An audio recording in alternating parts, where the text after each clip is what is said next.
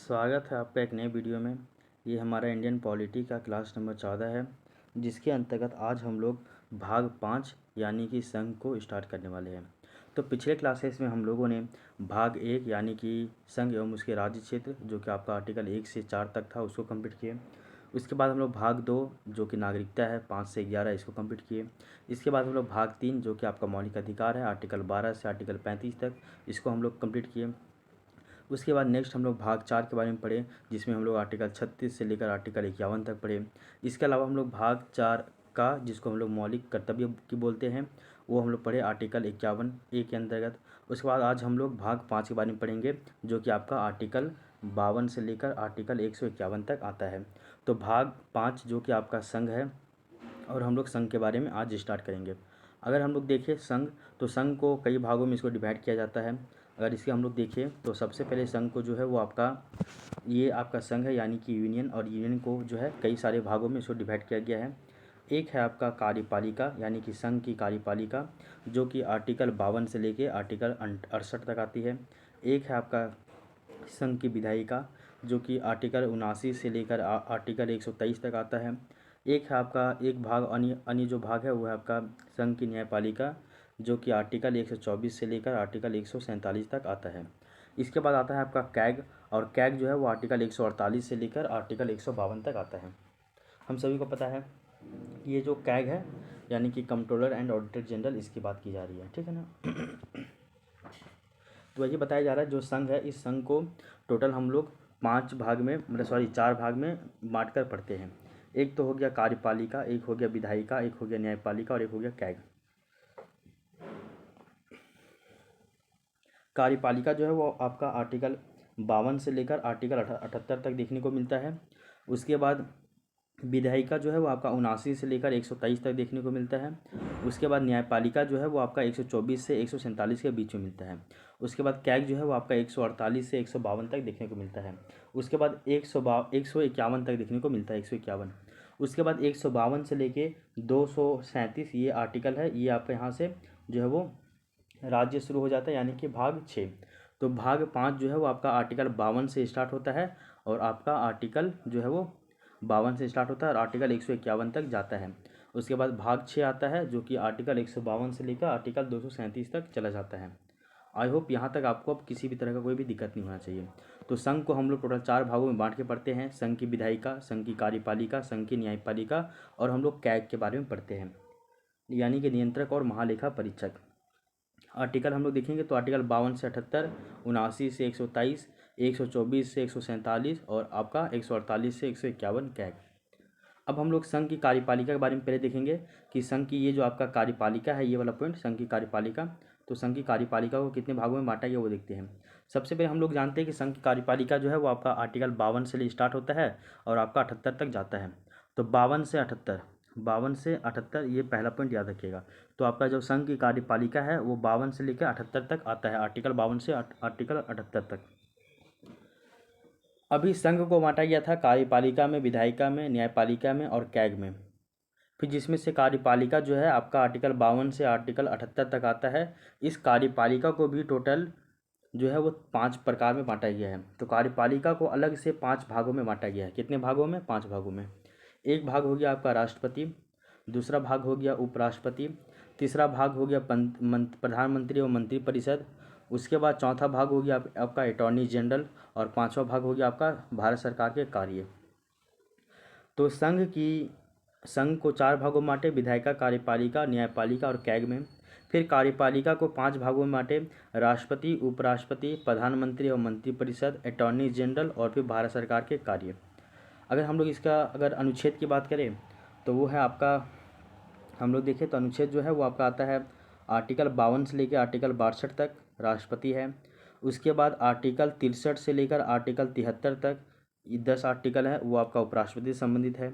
इसके अलावा जो है आर्टिकल 74 और आर्टिकल 75, ये 2 आर्टिकल है, वो आपका प्रधानमंत्री और मंत्रिपरिषद से जुड़ा हुआ है। वहीं अगर हम लोग अटॉर्नी जनरल की बात करें तो आपका आर्टिकल 76 से संबंधित है, और अगर भारत सरकार के कार्य की बात करें तो आपका आर्टिकल 70 और 78 से ही जुड़ा हुआ है। कहने का अर्थ है आर्टिकल 52 से लेकर आर्टिकल 68 78 तक जो है इसको 5 भागों में बांट के पढ़ेंगे। राष्ट्रपति, उपराष्ट्रपति, प्रधानमंत्री, मंत्रिपरिषद, अटॉर्नी जनरल और भारत सरकार के कार्य। ठीक है, यहाँ तक अब आपको किसी भी तरह का कोई भी दिक्कत नहीं होना चाहिए। ये थोड़ा सा रटने वाला पॉइंट है, आप इसको थोड़ा सा बार बार रटिएगा तो फिर ये आपको कवर में मतलब ये आपके टिप में आ जाएगा। आर्टिकल भी आपको एक आइडिया होना चाहिए, ओवरऑल आइडिया होना चाहिए कि कब से कहाँ तक ये देखने को मिलता है हम लोगों को। तो एक आइडिया भी होना चाहिए और इसके बारे में थोड़ा बहुत डीपली हम लोग पढ़ेंगे आगे। अब देखिए, सबसे पहले हम लोग भारत का राष्ट्रपति के बारे में पढ़ेंगे। अभी बताया गया था संघ को, कार्यपालिका को हम लोग मतलब संघ जो है इसको 4 भागों में बांटे हैं, विधायिका, कार्यपालिका, न्यायपालिका और कैग के रूप में। फिर कार्यपालिका जो है इसको, कार्यपालिका को हम लोग 5 भागों में बांटे हैं, राष्ट्रपति, उपराष्ट्रपति, प्रधानमंत्री, मंत्रिपरिषद, अटॉर्नी जनरल और भारत सरकार के कार्य। जिसमें से हम लोग सबसे पहले किसके बारे में पढ़ेंगे, तो हम लोग राष्ट्रपति के बारे में सबसे पहले पॉइंट जानेंगे, राष्ट्रपति के बारे में।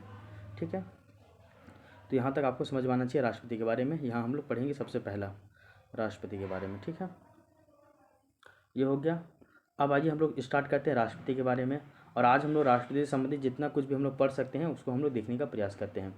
तो ये है आपका भारत का राष्ट्रपति यानी कि प्रेसिडेंट ऑफ इंडिया। भारत का अगर राष्ट्रपति की बात करें तो ये हम लोग बताएं कि आपका आर्टिकल 52 से लेके 62 तक आता है। अभी आपको बताया गया था कार्यपालिका 52 से लेके 78 तक। कार्यपालिका में 5 गो राष्ट्रपति 52 से 62 तक। उसके बाद उपराष्ट्रपति आपका जो है वो 63 से 73 तक, ऐसे करके ये आगे बढ़ेगा। ठीक है, तो भारत का जो राष्ट्रपति है वो आपका आर्टिकल 52 से लेके 62 तक आता है। उसके बाद जो भारत का उपराष्ट्रपति है वो आपका 63 से लेके 73 तक जाता है आर्टिकल। उसके बाद हम लोग प्रधानमंत्री और मंत्रिपरिषद को देखते हैं तो आपका आर्टिकल 74 और आपका आर्टिकल 75 में आता है।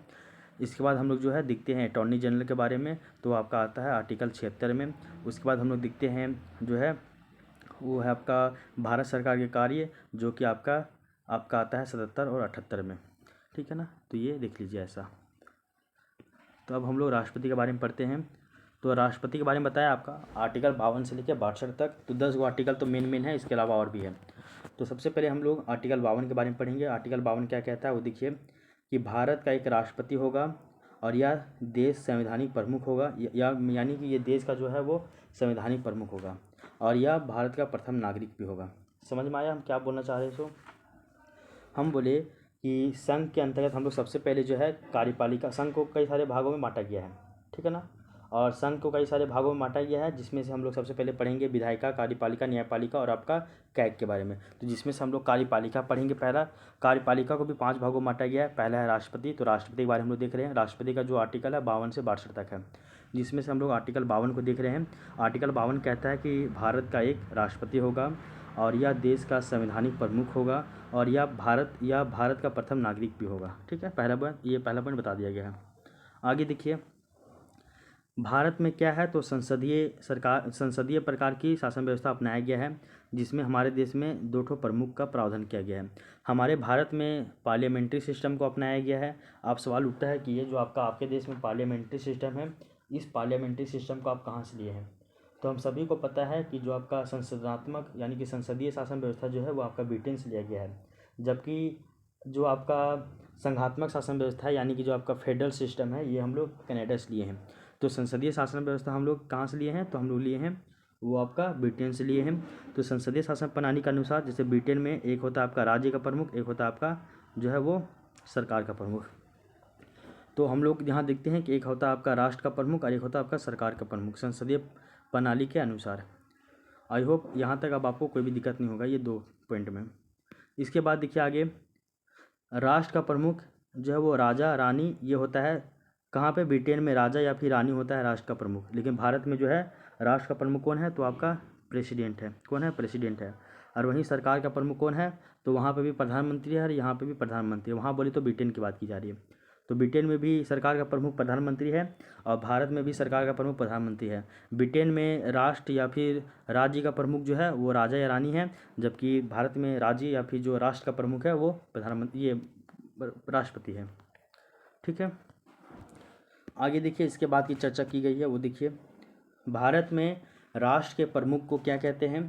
तो हम सभी को पता है भारत में जो राष्ट्र के प्रमुख है इसको राष्ट्रपति कहा जाता है, जबकि सरकार के प्रमुख को जो है वो प्रधानमंत्री कहा जाता है। ये पॉइंट समझ में आ गया। आगे देखिए संविधान सभा में राष्ट्र की जगह राष्ट्रपति नाम का सुझाव संघ संविधान समिति के सदस्य श्यामा प्रसाद मुखर्जी ने 30 अप्रैल 1947 को दिया था और राष्ट्रपति नाम की जो है मंजूरी मिली थी। ये इतना इम्पोर्टेंट नहीं है, आप इसको हटाइए, आगे बढ़िए। अब देखिए आर्टिकल 58 की यहाँ पे जिक्र की गई है। अभी आर्टिकल 52 देखिए। अब ये मत बोलिए यार कि हम लोग तो तुरंत आगे की ओर बढ़ गए। अभी आर्टिकल आपका ये हुआ नहीं था, 52 हुआ नहीं कि 53 में जाने से पहले हम लोग दूसरे की ओर चले गए। तो थोड़ा सा धैर्य रखिए, हम लोग सीक्वेंस में ही पढ़ेंगे। जैसे भी आपको आर्टिकल 52 बताया गया था, आर्टिकल 52 बताया गया था कि भारत का एक राष्ट्रपति होगा और राष्ट्रपति जो है वो आपका राज्य का प्रमुख होगा, सरकार का नहीं। फिर उसी तरह आपका आर्टिकल 53 भी हम लोग पढ़ेंगे। 53 चलो एक बार आपको हम बता देते हैं 53 क्या है। आर्टिकल 53 जो है वो बोलता है कि राष्ट्रपति की शक्तियों के बारे में बतलाता है। आर्टिकल 53 क्या बतलाता है, तो राष्ट्रपति की शक्तियों के बारे में बतलाता है। तो देखिए कहीं पर आर्टिकल 53 दिखा हुआ तो उसको अभी बता देते हैं हम, नहीं तो उसको हम लोग आगे बताएंगे, ठीक है। हल्का सा रुकिए, जरा सा 1 मिनट रुकिएगा।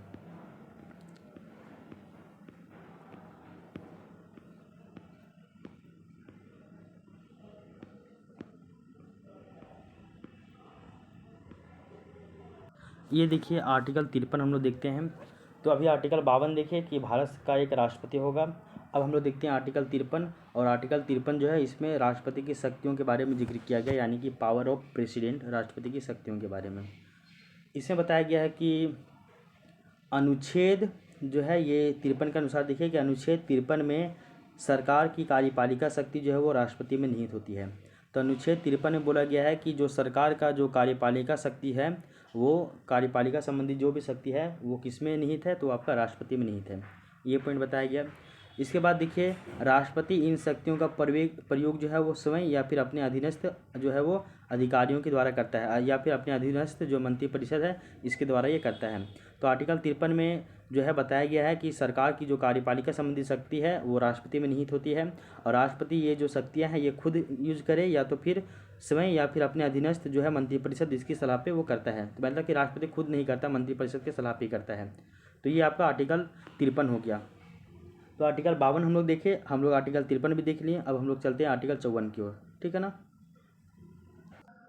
तो आर्टिकल 52 में बताया गया कि भारत का एक राष्ट्रपति होगा। 53 में बताया गया राष्ट्रपति की शक्तियाँ, ठीक है। इसके बाद आइए आर्टिकल 54। तो आर्टिकल 54 जो है वो क्या कहता है, आर्टिकल 54 वो देख लीजिए आप जरा सा। तो आर्टिकल 54 कहता है कि राष्ट्रपति का निर्वाचन मंडल के बारे में बात करता है। तो आर्टिकल 54 जो है वो राष्ट्रपति का निर्वाचन मंडल की बात करता है, यानी कि इलेक्टोरल कॉलेज ऑफ प्रेसिडेंट की बात करता है, ठीक है। अब हम लोग इसमें एक एक करके देखते हैं। सबसे पहला पॉइंट है कि राष्ट्रपति के पद के लिए वोट डालने वाले को मतदाता नहीं बल्कि ये निर्वाचित कहते हैं। तो राष्ट्रपति के पद में जो भी व्यक्ति वोट डालते हैं उसको हम लोग मतदाता नहीं कहते हैं। जैसे कि प्रधानमंत्री का वोटिंग होता है तो उसमें जो वोट डालने वाले लोग होते हैं उनको मतदाता कहा जाता है, यानी कि वोटर कहा जाता है। जबकि राष्ट्रपति के पद के लिए जो भी व्यक्ति वोट डालेगा उसको मतदाता नहीं कहेंगे, हम लोग उसको क्या कहते हैं, तो निर्वाचित कहते हैं। क्या कहते हैं, निर्वाचित। आगे देखिए इसमें निर्वाचित कौन कौन होते हैं, यानी कि इसमें कौन कौन पार्टिसिपेट करते हैं वो देखिए।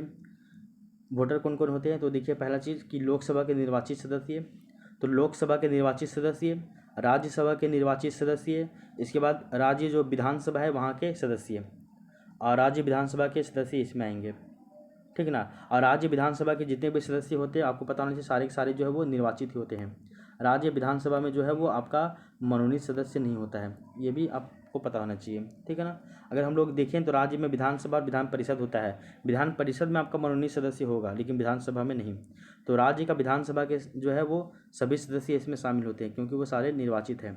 इसके अलावा लोकसभा के निर्वाचित सदस्य, इसके अलावा राज्यसभा के निर्वाचित सदस्य। हम सभी को पता है राज्यसभा में जो आपका जो है वो 12 को सदस्य जो है मनोनीत होते हैं राष्ट्रपति के द्वारा, तो इसमें शामिल नहीं होंगे। तो आर्टिकल 54 में क्या कहा गया है, तो आर्टिकल 54 में बोला गया है कि राष्ट्रपति का निर्वाचन मंडल यानी कि इलेक्टोरल कॉलेज ऑफ प्रेसिडेंट। हम लोग जानते हैं कि राष्ट्रपति के पद में जो भी व्यक्ति वोट डालेगा उसको मतदाता नहीं, उसको निर्वाचित कहते हैं, ठीक ना। आगे देखिए इसमें कौन कौन पार्टिसिपेट करता है, तो आपका लोकसभा के निर्वाचित सदस्य, राज्यसभा के निर्वाचित सदस्य, और थर्ड नंबर आपका राज्य विधानसभा के सदस्य। कौन है, तो राज्य विधानसभा के सदस्य। इसमें बताया गया है देखिए दिल्ली और पुडुचेरी, किसका, तो दिल्ली, पुडुचेरी और जम्मू कश्मीर विधानसभा के इसमें भी निर्वाचित सदस्य शामिल होते हैं। तो एक तो लोकसभा के निर्वाचित, एक तो राज्यसभा के निर्वाचित, और एक तो विधानसभा के सदस्य, वो सभी निर्वाचित ही है। इसके अलावा दिल्ली, पुडुचेरी, उसके बाद जो है जम्मू कश्मीर, दिल्ली, पुडुचेरी और जम्मू कश्मीर, ये तीनों क्या है, केंद्र शासित प्रदेश यानी कि यूनियन टेरिटरी है। और यहाँ के भी केवल निर्वाचित सदस्य इसमें शामिल नहीं होते हैं। किसके, यहाँ के भी जो है निर्वाचित सदस्य जो है वो शामिल होंगे।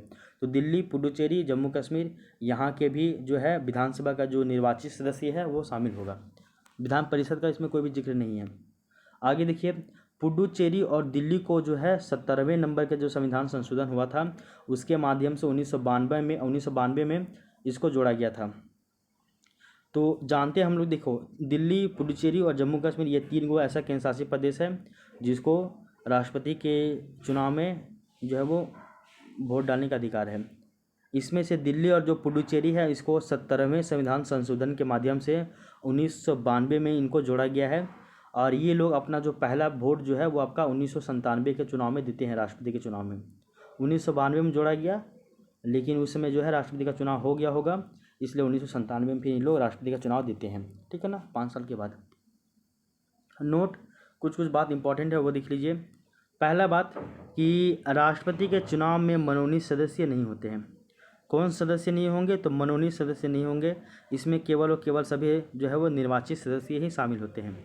इसके अलावा राज्य विधान परिषद के सदस्य इसमें वोट नहीं डालते हैं। तो राज्य में जो विधानसभा है इसके निर्वाचित सदस्य इसमें वोट डालते हैं, बट राज्य विधान परिषद के इसमें सदस्य कोई भी वोट नहीं डालते हैं। तो विधान परिषद का कॉन्सेप्ट है ही नहीं, मनोनीत सदस्य का भी कॉन्सेप्ट है ही नहीं, ठीक है, समझ में आया। विधान परिषद में निर्वाचित और मनोनीत दोनों होंगे, लेकिन विधान परिषद के निर्वाचित भी शामिल नहीं, विधान परिषद का मनोनीत भी शामिल नहीं, ओवरऑल विधान परिषद का कोई शामिल नहीं, समझ गए। तो इसके निर्वाचन में हम लोग देखें क्या, तो आर्टिकल 54 हम लोग देख रहे थे। आर्टिकल 54 में बताया गया कि राष्ट्रपति का जो है निर्वाचन मंडल यानी कि इलेक्टोरल कॉलेज की बात की गई है, जिसमें हम लोग देखें संसद के निर्वाचित सदस्य, लोकसभा के निर्वाचित सदस्य, राज्यसभा के निर्वाचित सदस्य, विधानसभा के सदस्य जो कि निर्वाचित है। इसके बाद हम लोग देखें इसमें केंद्र शासित प्रदेश में तो दिल्ली है, पुडुचेरी है, जम्मू कश्मीर है, यहाँ के विधानसभा के निर्वाचित सदस्य शामिल होंगे। दिल्ली और पुडुचेरी को 70वें नंबर के संविधान संशोधन के तहत 1992 में जोड़ा गया था, लेकिन इन्होंने अपना पहला मत नहीं बोलेंगे उसको, पहला जो है वोट वो कब देते हैं, तो 1997 में देते हैं। राष्ट्रपति के चुनाव में मनोनीत सदस्य भाग नहीं लेते हैं। राष्ट्रपति के चुनाव में जो है विधान परिषद के सदस्य शामिल नहीं होते हैं। यह था आपका आर्टिकल 54, ठीक है, कोई भी दिक्कत नहीं होना चाहिए। अब हम लोग आर्टिकल 55 की ओर चलते हैं। तो आर्टिकल 55 क्या कहता है वो देख लीजिए। आर्टिकल 55 है, आर्टिकल 55 इसमें जो है वो राष्ट्रपति के निर्वाचन की रीति बताया गया है। अभी 54 ने बताया कि राष्ट्रपति का जो निर्वाचन मंडल यानी कि कौन कौन शामिल होंगे। अब देखिए 55 में बोल रहा है कि राष्ट्रपति के निर्वाचन की रीति यानी कि राष्ट्रपति का जो निर्वाचन होगा वो किस माध्यम से होगा, किस रीति के द्वारा होगा। तो मेथड ऑफ प्रेसिडेंट इलेक्शन, तो मेथड ऑफ प्रेसिडेंट इलेक्शन ये आपका आर्टिकल 55 में कहा गया है, ठीक है। अब आगे देखिए, इसमें 2-3 वर्ड हम लोगों को पता होना चाहिए। पहला वर्ड है आपका अनुपातिक पद्धति यानी कि प्रोपोर्शनल रिप्रेजेंटेशन। पहला वर्ड क्या बोले हैं, अनुपातिक पद्धति यानी कि प्रोपोर्शनल रिप्रेजेंटेशन। इसमें क्या होता है वो देखिए, बोला गया कि भारत में राष्ट्रपति का चुनाव मतों के अनुपात के आधार पर होता है। तो भारत में जो राष्ट्रपति का चुनाव होता है वो मतों के अनुपात के आधार पर होता है, ना कि मतों की संख्या के अनुसार। किसके आधार पर होता है, तो इसका जो चुनाव है राष्ट्रपति का वो मतों के अनुपात के आधार पर होता है। अतः राष्ट्रपति निर्वाचित होने के लिए आधे यानी कि 50% से एक अधिक मत लाना होता है। तो इसमें फिक्स कर दिया गया है कि राष्ट्रपति का जो चुनाव होगा वो मतों के अनुपात के आधार पर होगा। अतः राष्ट्रपति निर्वाचन होने के लिए किसी भी व्यक्ति को 50% प्लस एक मत होना बहुत अति आवश्यक है। तो ये हो गया आपका अनुपातिक पद्धति। तो अनुपातिक पद्धति मतलब कि राष्ट्रपति का चुनाव जो है वो मतों के अनुपात के आधार पर होता है, जिसमें हम लोग को राष्ट्रपति निर्वाचित होने के लिए आधे यानी कि 50% से एक मत अधिक लाना होता है, और ये आपका अनुपातिक पद्धति कहलाता है यानी कि प्रोपोर्शनल रिप्रेजेंटेशन कहलाता है। इसके अलावा देखिए हम लोग एक होता है, हम लोग जानते हैं कि ये होता है आपका गुप्त मतदान यानी कि सेक्रेट बैलेट। तो ये होता है कैसा, तो ये होता है आपका गुप्त मतदान होता है। क्या होता है, गुप्त मतदान होता है यानी कि सीक्रेट बैलेट होता है, बैलेट होता है। गुप्त मतदान में हम लोग देखते हैं कि राष्ट्रपति का निर्वाचन गुप्त मतदान है। अतः राष्ट्रपति के निर्वाचन में गुप्त तरह से बिना किसी को दिखाए मत का प्रयोग किया जाता है।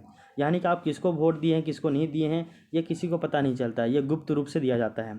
और इसमें हम लोग ना वरीयता क्रम के अनुसार से वोटिंग करते हैं। तो राष्ट्रपति का जो मतदान होता है वो आपका सीक्रेट बैलेट होता है, यानी कि गुप्त मतदान होता है। और राष्ट्रपति का निर्वाचन गुप्त मतदान है। अतः राष्ट्रपति के निर्वाचन में गुप्त तरह से बिना किसी को दिखाए जो है वो मत का प्रयोग किया जाता है, गुप्त तरीके से। किस तरीके से? तो आपका गुप्त तरीके से ये किया जाता है। यहाँ तक तो दिक्कत नहीं होगा। आगे देखिए, एक और वर्ड है जो कि बहुत इंपॉर्टेंट है, ये है आपका एकल संक्रमणीय मत। क्या बोले हैं? एकल संक्रमणीय मत, यानी कि सिंगल ट्रांसफेरेबल वोट सिस्टम। क्या बोले हैं? Single transferable vote system. पहला बताएं कि जो राष्ट्रपति का जो आर्टिकल 55 के तहत देख रहे हैं कि राष्ट्रपति का निर्वाचन रीति यानी कि मेथड, तो हम लोग देखिए कि पहला तो आपका अनुपातिक प्रतिनिधित्व प्रणाली अनुपातिक पद्धति होगा, यानी कि प्रोपोर्शनल, ये क्या बोले हैं, अनुपातिक पद्धति होगा, यानी कि प्रोपोर्शनल रिप्रेजेंटेशन होगा। अनुपातिक पद्धति यानी कि प्रोपोर्शनल रिप्रेजेंटेशन होगा। दूसरा बताया गुप्त मतदान होगा, यानी कि सेक्रेट बैलेट होगा। तीसरा बताया है एकल संक्रमणीय मत प्रणाली होगा। एकल संक्रमणीय मत प्रणाली यानी कि सिंगल ट्रांसफेरेबल वोट सिस्टम। एकल मतलब सिंगल, संक्रमणीय मतलब ट्रांसफेरेबल, वोट मतलब मत, और प्रणाली मतलब सिस्टम। तो एकल ट्रांसफेरेबल वोट सिस्टम यानी कि एकल संक्रमणीय मत पद्धति। यहाँ तक तो कोई दिक्कत नहीं होगा। आगे देखिए, इसमें बताया गया कि इसमें मतदाता एकल यानी कि सिंगल होता है और उसका मत उसकी पसंद के आधार पर एक से अधिक व्यक्तियों को जो है वो संक्रमित यानी कि ट्रांसफ़र होता है। एकल संक्रमणीय मत प्रणाली क्या होता है कि इसमें मतदाता यानी कि जो वोट देने वाला है वो व्यक्ति एक ही ठो है। तो इसमें मतदाता यानी वोट देने वाला व्यक्ति जो है वो एक है, लेकिन उसका जो मत है वो उसके पसंद के आधार पर होगा। क्या बोले हम कि इसमें वोट देने वाला आदमी एक ही है, लेकिन ये वोट देगा एक से अधिक व्यक्तियों को, ठीक है ना। तो वोट देने वाला आदमी एक है, इसके लिए इसको बोलते हैं सिंगल यानी कि एकल। लेकिन ये अपना जो वोट है वो एक आदमी को नहीं देगा बल्कि 4-5 व्यक्तियों को देगा, यानी कि सभी व्यक्ति में ट्रांसफ़र करता है, इसलिए इसको बोलते हैं संक्रमणीय। क्या बोलते हैं? संक्रमणीय, ठीक है। तो ये अपना जो वोट है वो एक व्यक्ति को नहीं देकर वो अपने पसंद के आधार पे 4-5 जो व्यक्ति जो होंगे, जितने भी निर्वाचित होंगे, इनको देता है। तो हम लोग क्या देखे हैं कि इसमें मतदाता एक होगा, लेकिन उसका मत जो है वो उसकी पसंद के आधार पर एक से अधिक व्यक्तियों को जो है वो एक से अधिक व्यक्तियों के पास जाएगा, ठीक है। यहाँ तक समझ में आ गया है आपको? यहाँ तक तो कोई दिक्कत नहीं होगा। इसका मतदाता जो है सिंगल यानी कि एकल होगा, लेकिन उसका जो मत है उसकी पसंद के आधार पर एक से अधिक व्यक्तियों को संक्रमित यानी कि ट्रांसफ़र होता है। ये वाला पॉइंट समझ में आ गया आपको, ठीक है।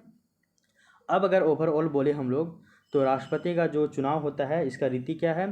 तो एकल संक्रमणीय मत प्रणाली। एकल संक्रमणीय मत प्रणाली के द्वारा अनुपातिक पद्धति से होता है, जो कि गुप्त मतदान होता है, यानी कि single transferable vote system, proportional representation and जो आपके सीक्रेट बैलेट, ऐसा होता है इसका राष्ट्रपति का निर्वाचन। समझ में आ गया यहाँ तक? आगे देखिए, नोट में क्या बताया गया वो देखिए। प्रथम मत देना अतः अपनी जो है पहली पसंद होना आवश्यक होता है।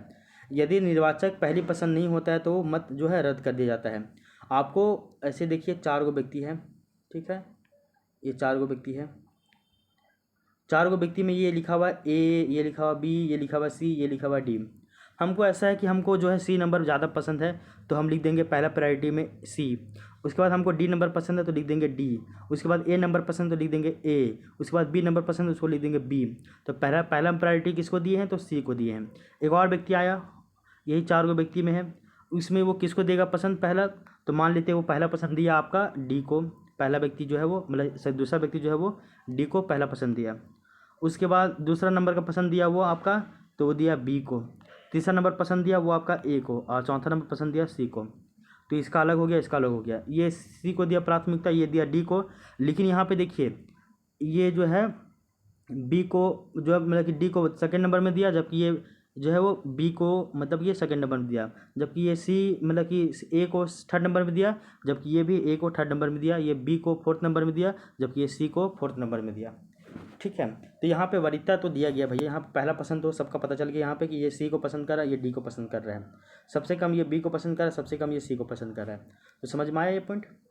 तो यहाँ बोला गया है आपका, क्या बोला गया वो देखिए, यहाँ बोला गया कि प्रथम मत देना अतः पहली पसंद होना आवश्यक होता है। यदि निर्वाचक पहली पसंद नहीं देता है तो वो मत रद्द कर दिया जाता है। आपको पहला पसंद देना पड़ेगा, नहीं तो आप ऐसे देखिएगा कि यहाँ पे 4 व्यक्ति बैठे हुए हैं, ठीक है ना, 4 व्यक्ति बैठे हुए हैं, 3 में से आप पहला पसंद देवे नहीं किए, डायरेक्ट मान लिए मतलब किसी को हटा दिए, लिख देंगे दूसरा पसंद, तीसरा पसंद और चौथा पसंद, पहला पसंद दिए नहीं तो वो आपका मत क्या हो जाएगा, रद्द, गलत, खत्म।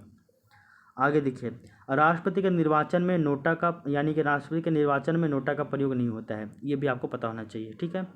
नेक्स्ट देखिए, इसी में बताया जा रहा है वो कि राष्ट्रपति के निर्वाचन जो है कौन करवाता है, तो आपका निर्वाचन आयोग करवाता है। तो राष्ट्रपति का जो भी निर्वाचन होता है यानी कि इलेक्शन होता है वो कौन करवाता है, तो निर्वाचन आयोग यानी कि इलेक्शन कमीशन के द्वारा इसको करवाया जाता है। आगे देखिए, अनुच्छेद 324, इसके पीठासीन अधिकारी राज्यसभा या फिर लोकसभा के सचिव जो है वो बारी बारी से करते हैं। तो बताया गया कि राष्ट्रपति का जो निर्वाचन है कैसे होता है, हम लोग जान गए इसका रीति कैसे है। आपका एकल संक्रमणीय मत प्रणाली यानी कि सिंगल ट्रांसफरेबल वोट सिस्टम, उसके बाद आपका अनुपातिक प्रणाली यानी कि ये आपका प्रोपोर्शनल रिप्रेजेंटेशन, उसके बाद आपका गुप्त मतदान यानी कि सीक्रेट बैलेट, इसके तहत ये होता है। ये कैसे काम करता है वो भी हम लोग जान गए हैं। इसके बाद हम लोग जाने कि राष्ट्रपति का जो निर्वाचन है वो किसके द्वारा करवाया जाता है, तो हम सभी को पता है कि ये निर्वाचन आयोग के द्वारा ये काम करवाया जाता है। इसके बाद देखते हैं 324 के अनुसार इसके जो पीठासीन अधिकारी जो है वो बारी बारी से पहले लोकसभा के सचिव आते हैं, फिर राज्यसभा के सचिव आएंगे, फिर लोकसभा, फिर राज्यसभा, इस तरह से ये बारी बारी से ये बैठते हैं, इनके पीठासीन अधिकारी होते हैं। फिर देखो ये जो निर्वाचन होता है उसकी बात कर रहे हैं, ठीक है ना। उसके बाद देखिए 2000 के राष्ट्रपति के चुनाव में राज्यसभा के सचिव अगर बात करें तो पीठासीन अधिकारी RO में थे, ठीक है ना। ये इतना ज़रूरी नहीं है, इसको आप स्किप कीजिए। तो क्या बोले हम, केवल इतना याद रखिएगा ना कि राष्ट्रपति का जो निर्वाचन है निर्वाचन आयोग कराता है, और इसके जो है अनुच्छेद 324 के तहत इसका जो पीठासीन अधिकारी है वो बारी बारी से लोकसभा और राज्यसभा के सचिव आके बैठते रहते हैं। अब आगे देखिए, कुछ फैक्ट भी दिया हुआ है कि हरिराम चौधरी ने 5 बार सर्वाधिक जो है वो राष्ट्रपति का पर्चा भरा था। तो अगर क्वेश्चन पूछा जाए कि ऐसे कौन व्यक्ति जो है वो सर्वाधिक बार जो है वो राष्ट्रपति पद का पर्चा भरा है, तो एक व्यक्ति है हरिराम चौधरी, ठीक है ना, यहाँ तक पता होना चाहिए। इसके बाद देखिए, अब तक कितनी महिलाओं ने राष्ट्रपति के पद के लिए चुनाव में मतलब कि ये पर्चा भरा है, तो टोटल 7 महिलाओं ने पर्चा भरा है। जिनमें से कौन कौन जो है महिला जो है वो जीती है, तो हम सभी को पता है, एक तो है आपका 2 महिलाओं ने जीती है। एक महिला कौन है, तो एक महिला है आपका प्रतिभा पाटिल जो कि 2007 में जीती है, 2007 में, और दूसरी महिला है आपका द्रौपदी मुर्मू साहब जो कि 25 जुलाई 2022 को जीती है, 25 जुलाई 2022 को, 25 जुलाई 2022 को। तो अभी तक 5 बार सबसे ज़्यादा जो है पर्चा भरा है हरिराम चौधरी ने, और महिलाओं में देखें तो अभी तक 7 महिलाओं ने पर्चा भरा है, जिनमें से 2 महिलाओं को जीत हुई है, बाकी 5 को हार गई है। पहला महिला थी आपका प्रतिभा देवी सिंह पाटिल जो कि 2007 में जीतती है और 2007 से लेकर 2012 तक रहती है। उसके बाद आपका द्रौपदी मुर्मू 25 जुलाई 2022 को है जीती थी, और ये अभी तक है ना। तो ये भी पॉइंट आपको पता होना चाहिए। यहाँ पे तो आपको कोई भी किसी तरह का दिक्कत नहीं होना चाहिए। अगर यहाँ पे देखिए, यहाँ पे नाम दिया हुआ है, तो ये नाम हम लोग इतना याद नहीं रखते हैं, केवल भूल जाते हैं इसको, केवल इतना याद रखिए ना, नाम केवल क्या याद रखिएगा, तो द्रौपदी मुर्मू जो है 2022 में जीती थी, ये वाला पॉइंट खाली याद रखिएगा अभी तक, ठीक है। आगे देखिए, यहाँ पे कुछ और भी फैक्ट दिया हुआ है। अगर इस फैक्ट को हम लोग देखें तो बताया जा रहा है कि आपका अभी तक भारत में अब तक सिर्फ एक बार जो है बीवी गिरी जो है, ये बीवी गिरी के बारे में याद रखिएगा। तो बीवी गिरी जो है अभी तक भारत में अब तक सिर्फ एक बार बीवी गिरी 1969 के राष्ट्रपति चुनाव में द्वितीय चक्र की मतगणना हुई थी। तो अभी बताया गया था द्वितीय चक्र क्या होता है, समझिए। तो आपको पता होना चाहिए कि राष्ट्रपति का जो चुनाव होता है ये आपका चक्र के अनुसार चलता है। आपको बताया गया था कि इसमें आपको ये नहीं कि ज़्यादा नंबर जो लाएगा वही पास करेगा, ऐसा नहीं है।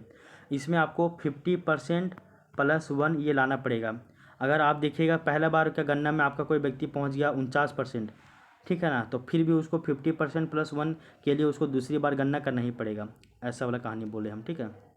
तो ठीक है, तो यही बताया गया है कि भारत में जो है वो आपका अब तक सिर्फ एक बार जो है वो द्वितीय चक्र की गणना हुई थी, और वो कब हुआ था? 1969 में हुआ था। और वो किसके काल में हुआ था? तो बीवी गिरी के समय में हुआ था।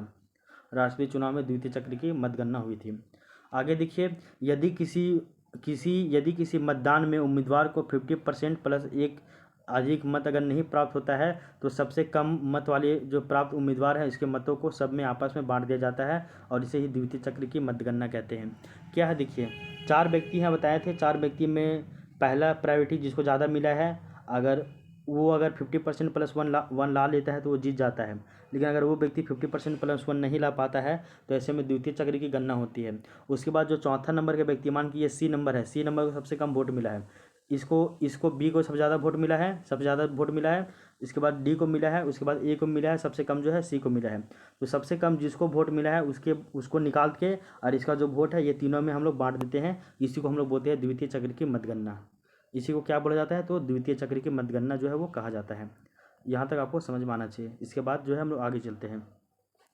आगे देखो, भारत में एकमात्र राष्ट्रपति जिनका नाम है नीलम संजीव रेड्डी, वो निर्विरोध जीते गए थे। तो भारत में एकमात्र राष्ट्रपति जो निर्विरोध जीते हैं तो उनका नाम है नीलम संजीव रेड्डी। क्या नाम है? तो नीलम संजीव रेड्डी है। यहाँ तक आपको समझ में आया होगा। अब इसके बाद चलते हैं हम लोग। अब हम लोग देखते हैं ना बहुत बार कि एक एमएलए का मत क्या होता है, एक सांसद का मत क्या होता है, इससे बहुत ज़्यादा कन्फ्यूजन है। तो एक एमपी का मत कितना होता है, एक एमएलए का मत कितना होता है, ये वाले पॉइंट में आपका बहुत ज़्यादा कन्फ्यूजन होता है। इसको हम लोग थोड़ा सा समझ ही लेते हैं, ठीक है ना। तो सबसे पहले हम लोग देखते हैं इसके बारे में कि एक एमएलए का मत देखते हैं क्या होता है। सो वो देख लीजिए। हम लोग आर्टिकल अभी 55 ही पढ़ रहे हैं, ठीक है ना। आर्टिकल 55 ही भी नहीं हुआ कंप्लीट। आर्टिकल 56 इसके बाद चलेंगे जो कि राष्ट्रपति का कार्यकाल की चर्चा करता है। तो अभी हम लोग राष्ट्रपति को जो है निर्वाचन करने की जो रीति है इसी को पढ़ रहे हैं। इसी के अंतर्गत हम लोग जो है वो एक एमएलए का मत के बारे में देख रहे हैं। तो एक एमएलए का मत क्या होता है? तो राज्य की कुल जनसंख्या, एक एमएलए है। देखिए झारखंड की बात करें तो झारखंड में टोटल 81 को विधानसभा सीट है। कितना है? 81 को विधानसभा सीट है, 81 को, ठीक है ना। अब इस 81 को विधानसभा सीट है तो कहने मतलब 81 को विधायक होंगे, जिसमें से आपका जनरल है आपका 44 को, फिर आपका है एससी है आपका शायद 28 को। रुकिए ज़रा सा, एक मिनट चेक कर ही लेते हैं हम। तो बताइए, जैसे झारखंड की बात करें हम लोग तो झारखंड में टोटल 81 को विधानसभा सीट है, जिसमें से जनरल को जो है 44 को सीट मिला है, जबकि एसटी को 28 को सीट मिला है, जबकि एससी लोगों को 9 को सीट मिला है। 81 को सीट है, जिसमें से 82 सीट मानिए, जिसमें से 81 को निर्वाचित होती है, एक मनोनीत होती है। मनोनीत सीट हटा दिया है, अब केवल 81 की सीट बचा है। 81 में 44 को जनरल का, 28 को एसटी का और 9 को जो है वो एससी का है। इसके अलावा झारखंड में 14 को आपका जो है राज्यसभा का सीट है। 14 को कितना है, मतलब सॉरी 14 को लोकसभा सीट है और 6 को राज्यसभा सीट है। 14 को लोकसभा सीट में आपका 8 को जनरल का है, 5 को एसटी का है और 1 आपका एससी का है। इसके अलावा राज्यसभा की सीट 6 को है और वो का डिवाइड नहीं किया हुआ किसको कितना मिल रहा है सो, ठीक है। तो ये आपका सीट के बारे में बतला दिए हैं। तो अभी हम लोग जानते हैं कि एक एमएलए का मत यानी कि राज्य की कुल जनसंख्या, जैसे हम लोग झारखंड का एमएलए का मत निकाले तो एक एमएलए का मत यानी कि झारखंड का अगर एमएलए का मत निकाले तो राज्य की कुल जनसंख्या, तो राज्य का कुल जनसंख्या कितना है? तो राज्य की टोटल जनसंख्या है 3,29,88,289। तो लगभग 3.5 करोड़ जनसंख्या है। तो ऊपर में लिख देंगे 3.5 करोड़, नीचे में लिख देंगे राज्य के निर्वाचित एमएलए की संख्या। तो यहाँ पे लिख देंगे निर्वाचित एमएलए की संख्या 81। ये झारखंड के परिप्रेक्ष्य में एग्जाम्पल दिख रहे हैं। जैसे हम लोग देखेंगे एक एमएलए का मत झारखंड में, तो ऊपर में लिख देंगे जो है राज्य की कुल जनसंख्या, तो 3,29,88,134 लिख देंगे। नीचे में लिख देंगे राज्य के निर्वाचित एमएलए की संख्या यानी कि 81 को निर्वाचित जो एमएलए है। इसको फिर मल्टीप्लाई कर देंगे 1/1000 से, ठीक है ना। समझ में आया? ये एग्जाम्पल से आप झारखंड वाले एग्जाम्पल से याद कीजिएगा ना, तुरंत याद हो जाएगा कि ऊपर में राज्य का टोटल जनसंख्या लिखना है, नीचे में निर्वाचित एमएलए का संख्या लिखना है, उसको गुना कर देना 1/100 से, तो निकल के जो आएगा वही आपका एक एमएलए का मत होगा। समझ में आ गया?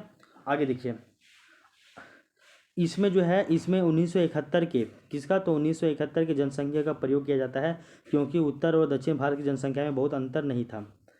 देखो हम लोग जो राष्ट्रपति के निर्वाचन में जो हम लोग एक एमएलए का मत, एक एमपी का मत जो निकालते हैं, इसमें हम लोग किस जनसंख्या का यूज करते हैं? 1971 का। अभी हम आपको बताए थे 3,29,88,134, ये आपका 2011 का जनसंख्या है, लेकिन इसका हम लोग यूज नहीं करते हैं। हम लोग किसका करते हैं? 1971 की यूज करते हैं। क्यों? तो 1971 में उत्तर भारत में और दक्षिण भारत में जो है जनसंख्या में ज़्यादा अंतर नहीं था, ठीक है ना। समझ में आया कि नहीं आया? आगे देखते हैं। 1971 में दक्षिण भारत और उत्तर भारत के जनसंख्या में ज़्यादा अंतर नहीं था। आगे देखिए, एक संविधान संशोधन होता है आपका 84वां नंबर का संविधान संशोधन, जो कि 2002 में होता है, और इसके माध्यम से जो है वर्ष 2026 तक जनसंख्या का जो आधार वर्ष है वो आपका 1971 ही रखा गया है।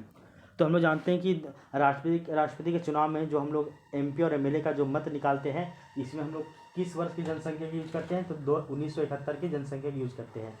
फिर अभी ये आपका 2026 तक बना रहेगा। किस संविधान संशोधन के तहत, तो 84वां संविधान संशोधन के तहत बना रहेगा। 84वां संविधान संशोधन 2002 के माध्यम से। आगे देखिए, इसके बाद देखिए राष्ट्रपति के चुनाव में देखिए बिहार के एक मत का मूल्य, ये हटाइए, बिहार वाला हम लोग को नहीं जानना है। हम लोग को जानना है कि भारत में सर्वाधिक MLA का मत मूल्य कितना है। आप अपने राज्य का निकालिएगा, आप अपने राज्य का यानी कि 1971 का डाटा लीजिएगा कि उस समय आपके राज्य में कितना जनसंख्या था, और 1971 में आपके यहाँ कितना MLA था निर्वाचित, उसको निकालिएगा तो आपका जो है एक MLA का मत निकल कर आ जाएगा। हम लोग निकालते हैं, देखते हैं, हम लोग जानते हैं कि भारत में सर्वाधिक जो है MLA का मत मूल्य किसका है, तो वो है आपका उत्तर प्रदेश का। कितना है, 208। 208 मत मूल्य है इसका, उत्तर प्रदेश का। वहीं देखें तो भारत में सबसे कम MLA का मत मूल्य किसका है, तो सिक्किम का है, और वो कितना है, मात्र 7 है। तो देखिए, एक तरफ सिक्किम है जिसका MLA का मत मूल्य 7 है, और एक तरफ उत्तर प्रदेश है जिसका MLA का मत मूल्य 208 है। तो सोचिए, इसका ये 200 गुना है, 100 गुना भी नहीं बोल सकते भाई, ठीक है ना, इतना गुना ये बड़ा है। समझिए ना कि एक तरफ उत्तर प्रदेश का MLA का मत मूल्य जो है वो 208 है, वहीं सिक्किम का मात्र 7 है। तो कितना ज़्यादा डिफरेंस क्रिएट हो रहा है, दोनों के बातों में वजन पड़ेगा कि नहीं पड़ेगा। आगे देखिए, हर राज्य के MLA का जो मत मूल्य है वो अलग अलग होता है। तो हर राज्य के MLA का जो मत मूल्य है वो क्या होगा, अलग अलग होगा। अलग अलग क्यों होगा, क्योंकि राज्य की जो जनसंख्या है और विधानसभा के जो सदस्य है वो सभी राज्य का अलग अलग होगा। सिंपल सी बात है, अलग अलग होगा ही। तो राज्य का भी जनसंख्या भी अलग होगा, और सभी राज्यों का विधानसभा जो सदस्य का जो संख्या है वो भी अलग अलग होगा। अगर देखते हैं हम लोग 2022 की, तो ये हटाइए, ये ज़रूरी नहीं है। अब देखिए, एक MP का मत मूल्य निकाल लिए हम लोग, उसी तरह हम लोग एक MLA का मत मूल्य निकाले, ठीक उसी तरह हम लोग एक MP का भी निकालते हैं। तो एक MP का मत मूल्य यानी कि मेंबर ऑफ पार्लियामेंट यानी कि सांसद का मत मूल्य क्या होता है, वो देखिए, देश के कुल विधायकों के वोटों का कुल मूल्य। तो देखिए, अगर हम लोग देखेंगे एक मत मूल्य निकालेंगे तो झारखंड में 81 गो है, तो 81 गो MP का मत मूल्य निकल जाएगा। उसके बाद उसी तरह हम पूरे देश की जो है MLA की बात करेंगे तो सबका जो जोड़ देंगे तो देश के विधायकों के वोटों का कुल मूल्य, यानी कि देश के सभी MLA का जो है वोटों का जो कुल मूल्य होगा XYZ होगा, उसको हम लोग यहाँ पे लिख देंगे। इसमें हम लोग XYZ में हम लोग क्या शामिल कर रहे हैं यहाँ पे, कि देश के विधायकों यानी कि देश के सभी MLA, इन सभी के वोटों का जो है कुल मूल्य, इन सभी को जोड़ देंगे, XYZ समथिंग आएगा, उसको लिख देंगे। नीचे हम लोग क्या लिखेंगे, तो नीचे में हम लोग जो है वो निर्वाचित सांसदों की संख्या लिखेंगे। कितना, तो निर्वाचित सांसदों की संख्या। तो निर्वाचित सांसद कितना है, तो हम सभी को पता है कि लोकसभा का जो है मैक्सिमम सदस्य कितना हो सकता है, तो लोकसभा में 550, वर्तमान में कितना है, 545 है। इसके अलावा राज्यसभा में कितना हो सकता है, तो वो हो सकता है आपका 250, वर्तमान में कितना है, 245 है। जिसमें से अगर हम लोग देखें 245 में से 12 को निर्वाचित है, तो बच गया आपका 233। तो 233 और इधर आपका 500 वाला, इन सभी को मिला देंगे टोटल 776 को आ जाएगा। तो 776 जो है ये आपका क्या हो जाएगा, एग्जाम्पल दिया गया है, ये एग्जाम्पल नहीं, ये आपका जो है पूरे देश में निर्वाचित सांसदों की संख्या दिखेगा, तो 776 है। यानी कि पूरे देश में 776 सांसद है जो कि निर्वाचित है। इसके अलावा 12 को और जोड़ दीजिएगा, 6 2 8, 7 और 1 8, और इधर 700, तो 788 टोटल सांसद हो जाएंगे। कितने, 788 सांसद हो जाएंगे पूरे देश में। तो पूरे देश में टोटल सांसद कितना है, तो 788 है, जिसमें से निर्वाचित कितने हैं, 776 है, और जिसमें से मनोनीत कितने हैं, तो 12 गो, जो कि राज्यसभा में मनोनीत है 12 गो सदस्य सांसद। तो एक MP का मत मूल्य कितना होगा, कि ऊपर में लिखेंगे देश के विधायकों के वोटों का कुल मूल्य, बटे में लिखेंगे निर्वाचित सांसदों की कुल संख्या। क्या लिखेंगे, निर्वाचित सांसदों की कुल संख्या, ये लिख देंगे हम लोग। तो देश में, पूरे देश में निर्वाचित सांसदों की कुल संख्या कितना है? 776 है। और ओवरऑल देखा जाए तो जनसंख्या कितना है पूरे सांसद का? 788 है, जिसमें से 12 गो जो सांसद है वो राज्यसभा में मनोनीत होते हैं। तो पूरे देश में, पूरे भारत में 776 गो सांसद हैं। कितने? 776 गो सांसद हैं।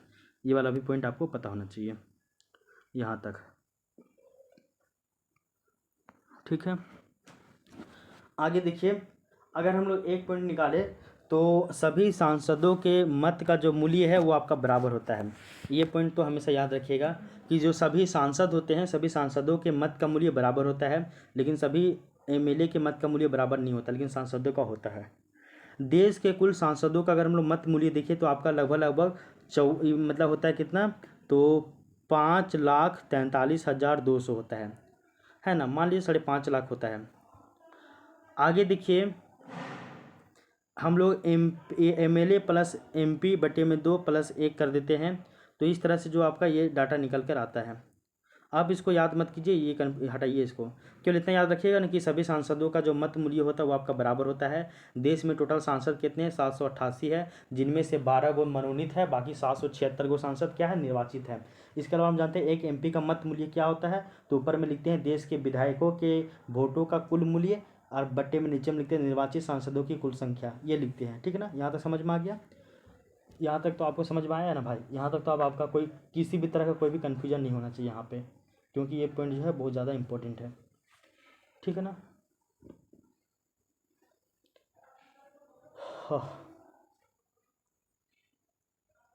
तो देश के एमएलए जितने भी हैं, तो देश के एमएलए के वोटों का कुल मूल्य बटे में निर्वाचित सांसदों की जो है यानी कि एमपी का संख्या लिख देते हैं, ठीक ना। और सभी एमपी के मत का मूल्य जो है वो बराबर होता है। यहाँ तक तो आपको कोई भी दिक्कत नहीं होना चाहिए, ठीक है। आगे देखिए, कुछ कुछ पॉइंट बताया जा रहा है कि किसी राज्य की विधानसभा भंग होने पर या फिर सांसद के पद खाली होने पर राष्ट्रपति के चुनाव में कोई भी प्रभाव नहीं पड़ता है। अगर किसी भी राज्य का विधानसभा जो है वो भंग हो गया है या फिर कोई भी पद, सांसद का पद खाली है, तो ऐसे में राष्ट्रपति के पद में कोई फर्क नहीं पड़ता है।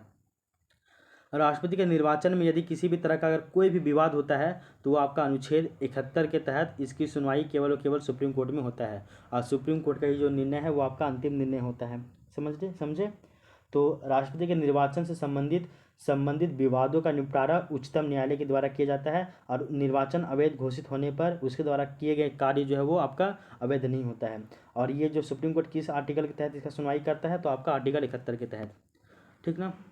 आगे देखिए, परिणाम आने के 30 दिनों के अंदर सुप्रीम कोर्ट में अपील करनी होगी, और अपील उम्मीदवार स्वयं कर सकता है, ये भी हम लोगों को पता होना चाहिए। तो ये था आपका आर्टिकल 55 के बारे में भी हम लोग पढ़ लिए हैं। तो धीरे धीरे हम लोग क्या पढ़े? सबसे पहले हम लोग पढ़े आर्टिकल 52 कि भारत का एक राष्ट्रपति होगा। फिर आर्टिकल 53 पढ़े कि राष्ट्रपति की शक्तियाँ देखिए हम लोग कि जो कार्यपालिका संबंधी शक्ति जो है इसके पास होती है। फिर आर्टिकल 54 देखे जिसमें हम लोग राष्ट्रपति का निर्वाचन मंडल देखे कि इसमें कौन कौन पार्टिसिपेट करेंगे। फिर हम लोग आर्टिकल 55 पढ़ रहे थे जिसमें हम लोग राष्ट्रपति के निर्वाचन की रीति पढ़े, जिसमें हम लोग देखे कि आपका एकल संक्रमणीय मत के द्वारा होता है, यानी कि सिंगल ट्रांसफेरेबल वोट सिस्टम के द्वारा होता है। इसमें आपका अनुपातिक प्रतिनिधित्व प्रणाली का यूज होता है, यानी कि आपका प्रोपोर्शनल रिप्रेजेंटेटिव का यूज होता है। ये आपका गुप्त मतदान होता है, यानी कि सीक्रेट बैलेट के ऊपर होता है। ये सभी हम लोग जाने। एक एमपी का मत मूल्य कितना होता है, एक एमएलए का मत मूल्य कितना होता है, ये भी हम लोग जान गए हैं, ठीक है ना। तो आपका आर्टिकल 55 तक तो अब आपको किसी भी तरह का कोई भी दिक्कत नहीं होना चाहिए। आर्टिकल 55 हम लोग का कंप्लीट हो गया है, ठीक ना। अब इसके नेक्स्ट हम लोग चलते हैं। तो अब हम लोग आर्टिकल 56 की ओर चलेंगे। आर्टिकल 55 तक तो हम लोग समझ लिए हैं, और ये बहुत ही अच्छी तरीके से हम लोग समझे। इसमें किसी भी तरह का कोई भी कन्फ्यूजन मत रखिएगा, आप बस इसको बहुत ही माइन्यूट तरीके से एकदम ध्यान में रखिएगा, ठीक है ना। अब हम लोग चलते हैं आर्टिकल 56 की ओर, और आर्टिकल 56 में जो है वो राष्ट्रपति का कार्यकाल यानी कि term of the president office लिखा हुआ है। तो राष्ट्रपति का कार्यकाल के बारे में हम लोग पढ़ते हैं आर्टिकल 56 में। आर्टिकल 55 में क्या देखे थे? तो हम लोग देखे थे राष्ट्रपति की जो निर्वाचन की रीति है वो पढ़े थे। आर्टिकल 56 में हम लोग राष्ट्रपति का कार्यकाल के बारे में पढ़ते हैं, ठीक है ना। आगे देखिए, इसमें बताया गया है कि राष्ट्रपति का कार्यकाल पद ग्रहण करने की तारीख से नेक्स्ट 5 साल तक होता है। तो राष्ट्रपति का कार्यकाल जो है जिस दिन वो पद ग्रहण करेगा उस दिन से लेकर नेक्स्ट आने वाले 5 तारीख जो है नेक्स्ट जो है वो 5 वर्ष तक का होता है। पद ग्रहण करने की तारीख से लेकर नेक्स्ट 5 साल तक। इसके बाद देखिए, राष्ट्रपति अपने पद पर 5 वर्ष से अधिक देखो थोड़ा सा रुकिए जरा सा, लिखा गया यहाँ पे कि राष्ट्रपति जो है वो अपने पद पर 5 वर्ष से अधिक अपने उत्तराधिकारी के आने तक वो रह सकता है। तो बताया गया है कि राष्ट्रपति जो है वो 5 साल से ज़्यादा भी रह सकता है। यदि उसका उत्तराधिकारी अगर नहीं आया है तो ऐसे में वो जो है 5 साल के बाद भी रह जाएगा, जब तक रहेगा जब तक उसका जो उत्तराधिकारी नहीं आ जाएगा। ठीक है ना। आगे देखिए, राष्ट्रपति का पद 5 वर्ष से पहले भी खाली हो सकता है। तो ये जो राष्ट्रपति का पद जो है वो 5 साल से पहले भी खाली हो सकता है। अभी आपको बताया गया था आर्टिकल 56 में कि राष्ट्रपति का कार्यकाल। तो पहला चीज़ बताया गया कि राष्ट्रपति जिस दिन वो पद ग्रहण करेगा उसी दिन से लेके पद ग्रहण की तारीख से लेके नेक्स्ट 5 साल तक वो पद पे रहेगा। इसके अलावा वो जब तक उसका उत्तराधिकारी नहीं मिल जाएगा तब तक वो 5 साल के बाद भी पद पे रहेगा। इसके अलावा वो 5 साल से पहले भी उसका जो है पद से वो हट सकता है। कैसे हट सकता है वो भी देखिए। पहला चीज़ वो आपका रिसाइग्नेशन दे दे यानी कि त्याग पत्र दे दे। तो अगर वो रिसाइग्नेशन दे देगा यानी कि त्याग पत्र देगा तो पद खाली हो जाएगा। यदि उसके ऊपर इम्पीचमेंट यानी कि महाभियोग लग जाएगा तो उसका पद खाली हो जाएगा। तो रिसाइग्नेशन, इम्पीचमेंट, तो और उसके अलावा देखिएगा डेथ, तो त्याग पत्र दे देगा तो खाली हो जाएगा, महाभियोग लग जाएगा तो खाली हो जाएगा। यदि उसका मृत्यु हो जाएगा राष्ट्रपति का तो ऐसे में खाली हो जाएगा। तो रिसाइग्नेशन, इम्पीचमेंट और डेथ यानी कि त्याग पत्र, महाभियोग और मृत्यु होने पे ये 3 कारण से जो है वो आपका राष्ट्रपति का पद खाली हो सकता है। ये आपका आर्टिकल 56 कहता है। अब हम लोग जो है एक एक करके इसके बारे में पढ़ते हैं। पहले तो हम लोग जानेंगे कि जो है आपका ये क्या होता है, यानी कि त्यागपत्र क्या होता है वो देखिए। राष्ट्रपति अपना त्यागपत्र जो है वो राष्ट्रपति को देता है। किसको देता है? तो राष्ट्रपति को देता है। और जो है वो उपराष्ट्रपति जो है वो राष्ट्रपति को अपना त्यागपत्र देता है और इसकी जो सूचना है वो लोकसभा अध्यक्ष को भी देते हैं। तो सिंपल सी बात है, राष्ट्रपति अपना त्यागपत्र उपराष्ट्रपति को, उपराष्ट्रपति अपना त्यागपत्र राष्ट्रपति को, और ये दोनों जब त्यागपत्र देंगे तो ये लोकसभा के अध्यक्ष को इसकी सूचना देंगे। सिंपल सी बात है। राष्ट्रपति मुख्य न्यायाधीश को कभी त्यागपत्र नहीं सौंपते हैं। एक पॉइंट याद रखिएगा, अगर क्वेश्चन पूछा जाए कि क्या राष्ट्रपति जो है वो मुख्य न्यायाधीश को अपना त्यागपत्र सौंपते हैं, तो वो किसी कीमत में कभी भी नहीं सौंपते हैं। राष्ट्रपति अपना त्यागपत्र उपराष्ट्रपति को, उपराष्ट्रपति त्यागपत्र अपना राष्ट्रपति को, और इसकी सूचना लोकसभा के अध्यक्ष को। आगे देखिए, यदि राष्ट्रपति का पद मृत्यु, महाभियोग, त्यागपत्र या किसी भी आकस्मिक स्थिति में खाली होता है तो अधिकतम 6 महीने के अंदर राष्ट्रपति का निर्वाचन किया जाना चाहिए। तो बोला गया है कि अगर राष्ट्रपति का जो पद है वो किसी भी कारणवश, या तो वो मृत्यु के कारण, या फिर वो महाभियोग के कारण, या फिर वो त्यागपत्र के कारण, किसी भी वजह से अगर राष्ट्रपति का पद खाली हो जाता है तो जो है वो अधिकतम यानी कि मैक्सिमम 6 महीने तक टाइम है, और आपको 6 महीने के अंदर अंदर ही राष्ट्रपति का निर्वाचन करवाना होगा किसी भी परिस्थिति में, एनी टाइम। तो राष्ट्रपति का पद कभी भी खाली नहीं होना चाहिए। अगर राष्ट्रपति का पद खाली हो गया है या तो त्यागपत्र के द्वारा, या फिर महाभियोग के द्वारा, या फिर मृत्यु के द्वारा, तो ऐसे में कोई भी अगर आकस्मिक स्थिति आती है जिससे खाली हो जाता है राष्ट्रपति का पद, तो मैक्सिमम 6 महीने के भीतर ही आपको राष्ट्रपति का जो है नए राष्ट्रपति का निर्वाचन करना होगा हर हाल में।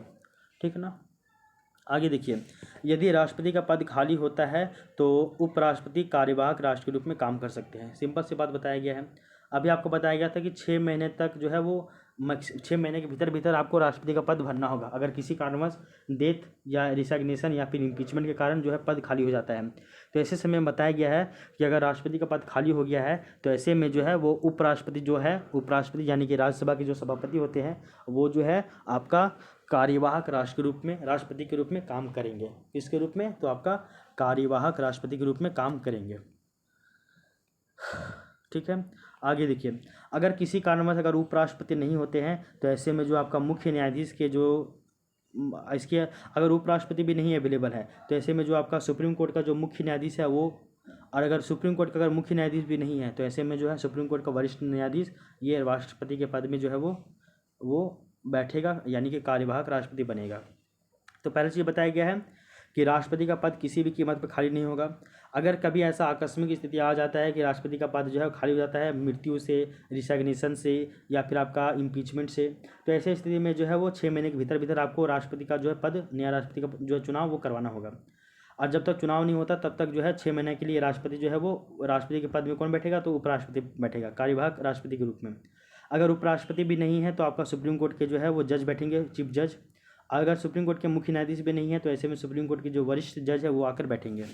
समझ में आया? आगे देखिए, संसद ने 1969 में नियम बनाकर यह प्रावधान किया है। किसने? तो संसद ने ये नियम बनाया है। आगे देखिए, एक एग्जाम्पल देखने को मिलता है हम लोगों को कि एक भारत के राष्ट्रपति होते हैं श्री जाकिर हुसैन। तो भारत के पहले राष्ट्रपति होते हैं डॉक्टर राजेंद्र प्रसाद, दूसरे राष्ट्रपति होते हैं डॉक्टर एस राधाकृष्णन, तीसरे राष्ट्रपति होते हैं आपके जाकिर हुसैन, और चौथे राष्ट्रपति होते हैं आपके वीवी गिरी साहब। तो जब तीसरे नंबर के राष्ट्रपति होते हैं डॉक्टर जाकिर हुसैन, 1967 की बात की जा रही है ये, तो 1967 से 69 तक ही रहे हैं ये। 67 में इनका ये लिए थे और 69 में इनका, यानी कि 2 साल के बाद इनका मृत्यु हो जाता है, इनका कार्यकाल से 3 साल पहले ही। तो 67 में ये पद पे बैठे, 69 में यानी कि 2 साल के बाद इनका मृत्यु हो गया। तो ऐसे के बाद जो है राष्ट्रपति के, भारत के राष्ट्रपति श्री जाकिर हुसैन, जो कि ये इनके बारे में 1969 में पद में बैठते हैं, मतलब 67 में, और 69 में मृत्यु हो जाता है। तो इसका जो मृत्यु है था पद पे ही। तो ऐसे में जो वीवी गिरी राष्ट्रपति का पद जो है वो पद ग्रहण करते हैं। कौन? तो वीवी गिरी। और जो है उपराष्ट्रपति का पद खाली होने पर जस्टिस एम जो है हिदायतुल्लाह ये कार्यवाहक के रूप में काम करते हैं। तो हिदायतुल्लाह भी जो है वो काम करते हैं। ऐसा मत याद कीजिए, सिंपल याद कीजिए ना कि पद पे सबसे पहला मृत्यु हुआ था आपका डॉक्टर जाकिर हुसैन का। 1967 में ये पद पे बैठे थे, 69 में इनका मृत्यु हो गया था। इनके बाद जो है वीवी गिरी जो है राष्ट्रपति के पद पे ग्रहण करते हैं, ठीक है ना, ये हम लोग जानते हैं। उसके बाद उपराष्ट्रपति का पद जब खाली हो गया था तो आपका जस्टिस एम हिदायतुल्लाह वो है आपका कार्यवाहक राष्ट्रपति के रूप में काम किया था। ये जरूरी है, लेकिन ये गलत दिया हुआ यहाँ पे, हटाइए इसको।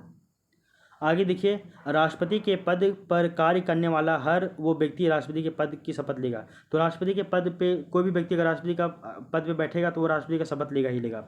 राष्ट्रपति के पद पर कार्य करने वाले व्यक्ति को राष्ट्रपति की सभी सुविधाएं प्राप्त होगी। तो जो व्यक्ति अगर कार्यवाहक राष्ट्रपति भी बनेगा तो उसको राष्ट्रपति पद का शपथ लेना पड़ेगा और उसको राष्ट्रपति का जितना भी सुख सुविधा है सब उसको मिलेगा। तो ये हम बता दिए पहला चीज़। तो पहली चीज़, अगर जो है त्याग पत्र वाला अगर कंडीशन आएगा तो त्याग पत्र में क्या क्या होगा वो बता दिए हैं। इसके अलावा हम लोग देखते हैं अब महाभियोग के बारे में। महाभियोग यानी कि इम्पीचमेंट के बारे में। तो महाभियोग शब्द का जो प्रयोग है वो आपका अनुच्छेद 56 में किया गया है। किस में किया गया है? तो आपका अनुच्छेद यानी कि आर्टिकल 56 में किया गया है महाभियोग शब्द का प्रयोग। और महाभियोग शब्द की जो प्रक्रिया है वो आपका अनुच्छेद 61 में दी गई है। तो 2 वर्ड याद रखिएगा, महाभियोग शब्द का प्रयोग आर्टिकल 56 में किया गया है, लेकिन महाभियोग शब्द की जो प्रक्रिया है वो आपका आर्टिकल 61 में दिया गया है। आगे देखिए, भारत के संविधान में महाभियोग शब्द केवल और केवल राष्ट्रपति के लिए किया गया है। इसके अलावा महाभियोग किसी के लिए जो है संविधान में यूज नहीं किया गया है। तो भारत के संविधान में महाभियोग का जो शब्द है वो केवल और केवल राष्ट्रपति के लिए यूज किया गया है। और महाभियोग शब्द जो है वो आपका आर्टिकल 56 में दिया हुआ है, लेकिन इसका प्रक्रिया जो है आपका आर्टिकल 61 में दिया गया है। अब देखते हैं हम लोग आर्टिकल 61 के बारे में हम लोग पढ़ेंगे। आर्टिकल 61 के बारे में हम लोग आगे अभी नहीं पढ़ेंगे, आगे पढ़ेंगे। तो ये था आपका आर्टिकल 56 के बारे में भी हम लोग देख लिए हैं। डेथ के बारे में क्या ही बतलाना है भाई, मर जाता है, बात खत्म। तो देखिए, आर्टिकल 56 हम लोग देख रहे थे। तो आर्टिकल 56 में हम लोग देखे कि जो है आपका राष्ट्रपति का कार्यकाल। तो हम लोग देखें राष्ट्रपति का कार्यकाल पद ग्रहण से नेक्स्ट 5 साल तक होता है, और 5 साल से पहले भी इसका पद खाली भी हो सकता है, और 5 साल के बाद भी ये जो है अपने पद पे बना हुआ रह सकता है। तो 5 साल के पहले हम लोग देखे थे अगर इसका पद खाली होता त्यागपत्र, महाभियोग या तो मृत्यु होने पर। त्यागपत्र अगर दे देगा तो कौन काम करेगा, कैसे कैसे क्या होगा, किसको त्यागपत्र देगा और इसका सूचना भी किसको देगा, ये सभी हम लोग पढ़े। महाभियोग के बारे में हम लोग जाने कि महाभियोग का जो है, महाभियोग शब्द जो है वो आपका केवल केवल राष्ट्रपति के लिए यूज किया गया है संविधान में। महाभियोग जो शब्द है ये प्रयोग आपका आर्टिकल 56 में होता है, लेकिन इसका जो प्रक्रिया है वो आपका आर्टिकल 61 में देता है। महाभियोग कैसे लगता है वो हम लोग अभी नहीं देखेंगे, वो हम लोग आर्टिकल 61 जब पढ़ेंगे ना, आर्टिकल 60 के बाद 61 जब जाएंगे ना, तो 61 में हम लोग आर्टिकल 61 में उसको पढ़ेंगे, वहाँ पे समझ में आया। तो ये हम लोग आर्टिकल 56 के बारे में भी हम लोग पढ़ लिया, राष्ट्रपति का कार्यकाल। अब राष्ट्रपति का कार्यकाल जो है 56 में था आपका। अब हम लोग देखते हैं राष्ट्रपति आर्टिकल 57 के बारे में। और आर्टिकल 57 भी थोड़ा सा आपका इंपॉर्टेंट है, अगर आप आर्टिकल 57 भी देख लीजिएगा तो ठीक रहेगा। ये 61 हम लोग बाद में देखेंगे आगे, ठीक है ना। आर्टिकल 61 हम लोग देखेंगे आगे। अब थोड़ा सा आप आर्टिकल 57 के बारे में पढ़ लीजिए। तो आर्टिकल 57 जो है वो आपका राष्ट्रपति का पुनर्निर्वाचन की बात करता है, यानी कि री इलेक्शन की बात करता है। तो यहाँ बताया जा रहा है कि आर्टिकल 57 जो है वो राष्ट्रपति का पुनर्निर्वाचन यानी कि री इलेक्शन की बात करता है। और इसमें बोला जा रहा है कि भारत में एक व्यक्ति चाहे कितनी बार वो राष्ट्रपति बन सकता है, तो यहाँ पे लिमिट नहीं लिखा हुआ है। तो भारत में देखा जाता है कि कोई व्यक्ति जो है वो कितना बार भी चाहे उतना बार वो राष्ट्रपति बन सकता है, लेकिन ऐसा होता नहीं है। क्यों नहीं होता, आप सभी समझदार हैं। समझदार ये है, ये नॉर्मली देखा जाए तो हम लोग देखते हैं कि 1 या 2 ही टर्म तक वो राष्ट्रपति बन सकता है, ठीक है ना, ऐसा याद रखिएगा। ऐसे अगर हम लोग देखें तो अभी तक हम लोग जो है राष्ट्रपति 2 बार कोई नहीं बना है, सब एक ही बार जो है रहे हैं। हम लोग केवल इतना जानते हैं कि जो आपका डॉक्टर राजेंद्र प्रसाद है वो आपका 1950 से लेकर 1962 तक ये राष्ट्रपति रहते हैं। 1950 से लेकर 1962 तक, बहुत लंबे समय तक। तो सबसे लंबे समय तक कौन रखते हैं? तो डॉक्टर राजेंद्र प्रसाद 1950 से लेकर 1962 तक, 50 से लेकर 1962 तक। तो राष्ट्रपति का पुनर्निर्वाचन का जो चर्चा है वो आपका आर्टिकल 57 में किया गया है। बोला गया कि भारत में कोई भी व्यक्ति कितना बार भी ये राष्ट्रपति बन सकता है। लेकिन अमेरिका में जो है वो प्रावधान लिखा गया है वहाँ पे कि कोई भी व्यक्ति 2 ही बार राष्ट्रपति बन सकता है, अमेरिका में 2 बार से ज़्यादा नहीं। लेकिन भारत में कितना ही बार भी बन सकता है, लेकिन ऐसा होता नहीं है भारत में भी, एक ही बार के बाद वो सब लोग ख़त्म हो जाता है। लेकिन राजेंद्र प्रसाद जो है वो आपका आर्टिकल वो 1950 से लेकर 1962 तक ये आपका भारत का ये जो राष्ट्रपति बनते हैं। 26 जनवरी 1950 को जिस दिन संविधान लागू हुआ था ना, ठीक उसी दिन जो है डॉक्टर राजेंद्र प्रसाद जो है वो आपका भारत का राष्ट्रपति बने थे, 26 जनवरी 1950 को ही। और ये आपका 13 मई यानी कि 13 तारीख 5वां महीना 1962 तक, जब चीन का युद्ध हुआ था 1962 में ना, तो 13/5 यानी कि 13 मई 1962 तक ये पद पे रहे थे। तो 26 जनवरी 1950 से 13 मई 1962 तक ये है आपके राष्ट्रपति के पद पे रहे थे। कौन? तो डॉक्टर राजेंद्र प्रसाद भारत के राष्ट्रपति के पद पे रहे थे। यहाँ तक आपको पता होना चाहिए। इसके बाद अभी आपको बताया गया था कि आपका आर्टिकल 57 जो यहीं पे ख़त्म हो जाता है। इसके बाद नेक्स्ट आता है आपका आर्टिकल 58 जो कि राष्ट्रपति की योग्यताओं की चर्चा करता है। तो आर्टिकल 58 जो है वो आपका राष्ट्रपति का योग्यताओं का चर्चा करता है। उसके बाद हम लोग आर्टिकल 58 के बाद है 59, फिर 60, फिर 61, फिर 62, इन सभी के बारे में चर्चा करते हैं। तो वो सब हम लोग देखेंगे नेक्स्ट क्लास में। हम लोग जो है वो सभी जो पढ़ेंगे जो है वो सभी हम लोग नेक्स्ट क्लास में पढ़ेंगे। आज हम लोग आर्टिकल 57 तक ही हम लोग रहने देते हैं।